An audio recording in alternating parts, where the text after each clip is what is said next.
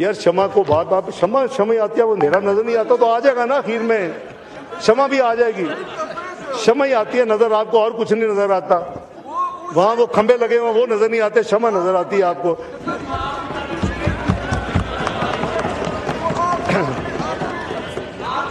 جی نو cross talk. جناب speaker, یہ جو 80th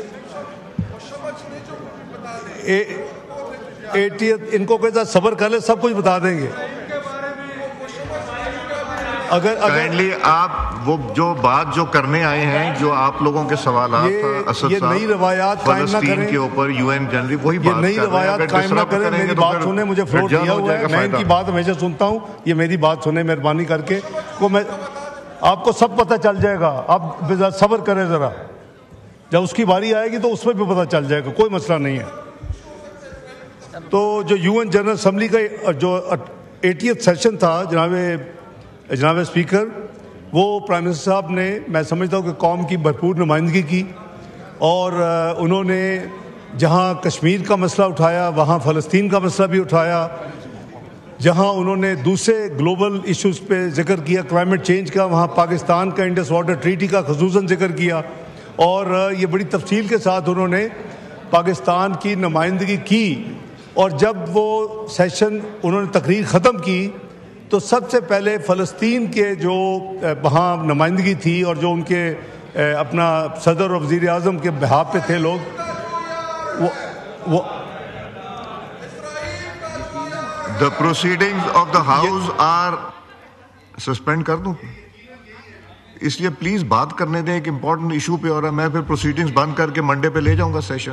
ایک امپورٹنٹ ایشو ہے، فلسطین ہے، یہ ساری چیزیں اس کو کریں. پلیز سنیں. جی تو میں گزارش کر رہا تھا کہ وہاں اسرائیل کو بائی نیم کرٹیسائز کیا گیا، کوئی نئی بات نہیں ہے. تقریر سن بھی لیا کریں، صرف آپ ایک مفروضے کے طور پہ نہ جایا کریں. ابھی آپ دوبارہ چلے جائیں گوگل پہ تو آپ کی تقریر مل جائے گی. تو اسرائیل کو بائی نیم کنڈیمڈ کیا گیا. تو یہ صرف میں معاملہ یہاں میں سارا جواب دیتا ہوں جی، میں کہ مجھے صرف ٹائم دے دیں مہربانی کر کے صبر سے. تو یہ جو ان کی نمائندگی تھی وہ آپ کے سامنے ہے، ریکارڈ پہ ہے. سب سے زیادہ دیکھی جانے والی تقریر وہ ہے، یعنی 24 گھنٹے میں 1 ملین سے زیادہ لوگ اس کو دیکھ چکے تھے، اور جو نیکسٹ تھی وہ 300,000 کے قریب تھی پریزیڈنٹ ٹرمپ کی. اس کے علاوہ گلوبل ڈیولپمنٹ انیشیٹو آپ کو پتہ ہے کہ وہ چائنیز جو ہے وزیر اعظم انہوں نے خود چیئر کرنا تھا. پاکستان اس پہ مدعو تھا، اور پاکستان نے اس میں وزیر اعظم صاحب نے اس میں خود اس میں نمائندگی کی. اسپیشل کلائمیٹ ایونٹ جو ہے، جو ہماری چونکہ جو فلڈز کا مسئلہ ہے، اور جو پاکستان 1% سے کم ایمیشنز کے باوجود دنیا میں ٹاپ 10 کنٹریز میں ولنریبل ملک ہے، اس حوالے سے وہ بہت اہم ایونٹ تھا. اور اس میں جو نمائندگی وزیر اعظم صاحب کی تھی، اور اس میں پریزیڈنٹ آف برازیل خود اس کو چیئر کر رہے تھے. اور جو COP 30 ہونے جا رہا ہے وہ برازیل میں ہونے جا رہا ہے اگلے چند مہینوں میں، اور اس کی میں سمجھتا ہوں کہ ریلیونس بہت زیادہ تھی، اور اس کی نمائندگی بھرپور کی گئی پاکستان کی. اسی طرح ملٹی لیٹرل میٹنگ ایک ہوئی، اس کی تفصیل میں فلسطین کے حوالے سے اور غزہ کے حوالے سے سیپریٹ ابھی عرض کروں گا. لیکن وہ جانے سے پہلے یہ بات ہوئی کہ UNGA تو ہونا ہے، ہر سال ہوتا ہے، اب بھی ہوگا، 80واں ہو رہا ہے. یونائٹڈ نیشن فیل ہو چکا ہے غزہ میں خون بندی کرانے کے لیے. یورپین یونین فیل ہو چکا ہے وہاں خون بہانے کو ختم کرنے کے لیے. عرب ممالک فیل ہو چکے ہیں وہاں خون بند کروانے کے لیے. Have a heart. کوشش کیا تھی کہ کیا پاکستان، اور یہ کوئی اناؤنس کر کے نہیں، یہ ایک نوبل مشن تھا اس وزٹ کا، کہ کوشش کریں کہ ہمارے ساتھ اگر کچھ ممالک مل کے، US is perhaps the last hope now, کہ اگر ان کو انگیج کر کے یہ خون بندی جو روز ہو رہی ہے معصوم جانوں کی، اب وہ بھوک کی وجہ سے بیچارے فوت ہو رہے ہیں وہاں لوگ، کئی درجنے روز وہاں سے نکالے جا رہے ہیں، اور جو گئے ہوئے ہیں ان کو واپس آنے نہیں دیا جا رہا. ویسٹ بینک کو ہڑپ کرنے کا پلان ہے.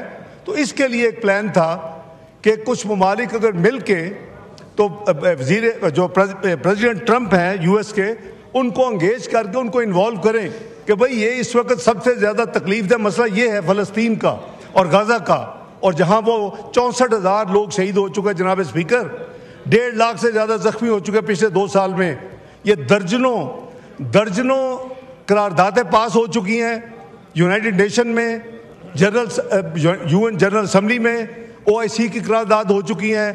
ہم نے تو اپنا تقریر میں تو کہا کہ غزہ تو گریو یارڈ کا بن چکا ہے، قبرستان، انٹرنیشنل گلوبل کانشس کا ضمیر کا قبرستان بن چکا ہے، وہاں تو لوگوں کا قبرستان تو بن رہا ہے. تو بات یہ ہے کہ یہ ایک اٹیمپٹ تھی، اور یہ وہ میٹنگ تھی جس میں 1+1 تھا کہ ملک کا صدر، جہاں میں صدارتی نظام ہے یا پارلیمانی نظام ہے تو وزیر اعظم، اور اس ملک کا وزیر خارجہ. 8 ممالک تھے اس میں جناب اسپیکر. ہمارے ساتھ سعودی عربیہ ملا، ہمارے ساتھ جارڈن ملا، ہمارے ساتھ ایجپٹ ملا، ہمارے ساتھ UAE ملا، ہمارے ساتھ قطر ملا. یہ 5 عرب ممالک تھے. اور جو اسلامی ملک ہیں، جو عرب ممالک نہیں ہیں، اس میں ہمارے ساتھ ترکی ملا اور انڈونیشیا ملا. یہ وہ 8 ممالک تھے جن کے یا صدر، جن کے صدارتی نظام ہے، ترکی کا صدر ہے، انڈونیشیا کا صدر ہے، یا وزیر اعظم، اور ان کے تمام 8 کے 8 پاکستان سمیت وزیر خارجہ. یہ ایک میرے نزدیک سب سے امپورٹنٹ میٹنگ تھی جو کہ وہاں ہوئی. اور اس کی میں نے جیسے عرض کیا کہ میں تفصیل عرض کرتا ہوں کہ اس میٹنگ میں یہی بات کی کہ جی کوئی اور ایجنڈا نہیں تھا، اپنا بھی ایجنڈا نہیں تھا. اور اس میٹنگ جب طے ہو گئی، اس سے پہلے ایک دن پریپریٹری میٹنگ ہوئی. میں آج تفصیل بتا رہا ہوں، یہ کسی پریس میں نہیں ہے. اور یہ طے ہوا کہ یہ ڈسکریٹ رکھی جائے گی. یہ اتنا نوبلسٹ آف دی نوبل کاز ہے کہ اگر یہ نکلا تو کئی جو سپوائلر ہیں جو اس کو خراب کریں گے وہ جمپ کر کے آ جائیں گے میدان میں. ہم نے دیکھا ہے، میں نے جیسے عرض کیا، نہ UN کی ریزولوشن نے کوئی کام کیا، نہ سیکورٹی کونسل روک سکی، نہ عرب ممالک خود روک سکے. اور وہاں تقریریں بہت ہوئی ہیں. اس ہاؤس میں بھی ایک ہم نے ریزولوشن پاس کی، بڑی سنسیئرٹی میں موسٹ گریٹفل ہوں دونوں سائڈس کا، کہ ادھر بھی ہوئی، سینٹ میں بھی ہوئی. لیکن اینڈ رزلٹ کیا تھا؟ وہ خون بہہ رہا تھا. وہ لوگ روزانہ اب بھوک سے وہاں ہیومینیٹیرین ایڈ کو نہیں جانے دیا جا رہا تھا جناب اسپیکر. تو اس سے ایک دن پہلے ہماری 8 فارن منسٹرز کی پریپریٹری میٹنگ ہوئی. اس کا باقاعدہ، تاکہ 1 گھنٹے کی میٹنگ تھی پریزیڈنٹ ٹرمپ کی وہ والی، تو یہ سائڈ لائنز پہ تھی، اور UN ہیڈ کوارٹرز کے اندر تھی، اقوام متحدہ کے ہیڈ کوارٹرز کے اندر تھی نیو یارک میں. اس پہ ہم نے بات سب نے کی کہ جی یہ اس وقت جو کچھ ہو رہا ہے یہ تو شرمناک چیز ہے. اگر اس کو بھی روک نہیں سکتے پھر اس اداروں کے ایسے کا کیا فائدہ؟ کیا فائدہ UN جنرل اسمبلی کا؟ کیا فائدہ UN سیکورٹی کونسل کا؟ آئی مسٹ اپریشیٹ کہ پریزیڈنٹ ٹرمپ نے اس کو پازیٹیولی ریئیکٹ کیا، پازیٹیو رسپانس دی. اس نے کہا کہ پھر اس طرح کریں کہ آپ کے جو 8 فارن منسٹرز ہیں، میری ٹیم آپ کے ساتھ بیٹھ جاتی ہے، اور آپ کوشش کریں کہ 48 سے 72 گھنٹے میں کوئی آپ ورکیبل سولوشن دیں. اور انہوں نے بتایا کہ میں نے پیر کو، آنے والا جو پیر تھا جو گزر گیا ہے، میں نے پیر کو نیتن یاہو سے میٹنگ کرنی ہے، تو میں پھر اس کو کوشش کرتا ہوں کہ اس کو روکنے کی. یہ ساری اس کی اسپرٹ تھی. اس پہ کسی کا ذاتی ایجنڈا نہیں ہے. اور جیسے میں نے کہا کہ تمام جو فورم ہیں جن کو کروا لینا چاہیے تھا، اب تک 2 سال نہیں کروا سکے، تو اس لیے وہ میٹنگ ختم ہوئی. اگلے دن میٹنگ طے ہوئی دوبارہ. قطر کی ایمبیسی کنوینر تھی، اس ایمبیسی میں تمام میٹنگز ہوئی. اس کو کوئی پبلک نہیں کیا گیا، کوئی فوٹو نہیں ریلیز ہوئی. وہاں سے پریزیڈنٹ ٹرمپ والی میٹنگ کی ضرور ہوئی کیونکہ UN وہ ہیڈ کوارٹرز میں تھی، اور اس میں پریزیڈنٹ ٹرمپ کی میٹنگ بھی آئی، کمیٹی ان کے بھی ٹیم آئی، ان کے ساتھ کھل کے بات ہوئی کہ بھئی آپ کیا چاہتے ہیں، آپ بتائیں کہ جو کچھ ہو رہا ہے یہ کیسے آپ کے خیال میں کیسے کیا ختم ہو سکتا ہے. تو انہوں نے ایک پیپر دیا، ایک پرپوزل دیا جو کہ 20 پوائنٹ پرپوزل تھا. ہم نے کہا کہ آپ نے ہمیں دے دیا. کافی لمبی میٹنگ ہوئی، اور اس میں جب انہوں نے دیا، ہم نے کہا کہ اب ہم آپس میں میٹنگ کریں گے اگلے 24 گھنٹے، اور پھر ہم آپ کو بات بتائیں گے کہ ہمارا کیا اس پہ رد عمل ہوگا. جناب اسپیکر، اسی کے اندر رہتے ہوئے بجائے یہ کہ ہم کمپلیٹلی ایک نیا ڈرافٹ بناتے اور پھر وہ اس میں کئی دن لگتے، تو ہم نے کہا کہ اس فریم ورک کے اندر رہتے ہیں. جو چیزیں ہماری وش لسٹ ہے اس کو ہم اس میں، یا ان کی چیزوں کو امینڈ کرتے ہیں، ڈیلیٹ کرتے ہیں، یعنی ٹریک چینجز جسے کہتے ہیں، اور اپنی چیزیں ڈالتے ہیں. ہم نے اس حوالے سے کئی میٹنگز کی.